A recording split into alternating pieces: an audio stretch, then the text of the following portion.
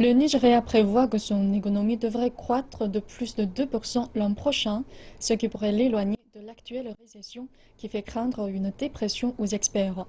Même si le pays enregistre une croissance négative depuis les 3 derniers trimestres, le président Muhammadu Buhari parie que 24 milliards de dollars suffiront à changer les choses. C'est du moins ce qu'il a présenté dans son plan de relance mercredi. Le président Muhammadu Buhari présente son projet de budget pour 2017, son deuxième depuis qu'il est au pouvoir. Près de la moitié du budget actuel n'a pas été dépensé en raison d'une adoption trop tardive.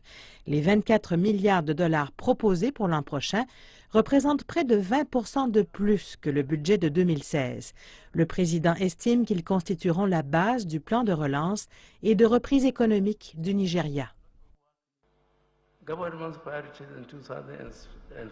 La priorité de notre gouvernement en 2017 sera la poursuite du plan de 2016 avec les ajustements nécessaires qui permettront à l'économie de se rétablir et de reprendre sa croissance.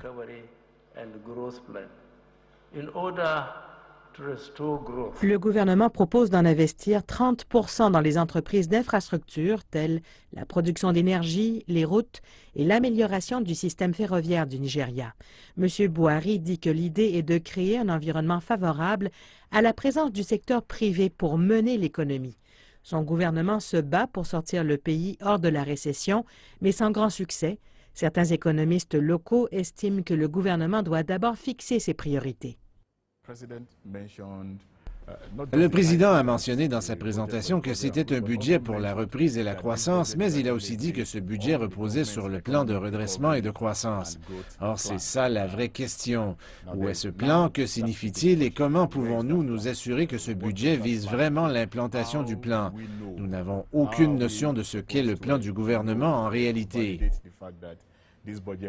Le plan budgétaire 2017 fixe à 42,50 $ le prix du baril de pétrole. En dépit de la chute du cours mondial du pétrole, le gouvernement affirme que le pétrole composera sa principale source de revenus en 2017.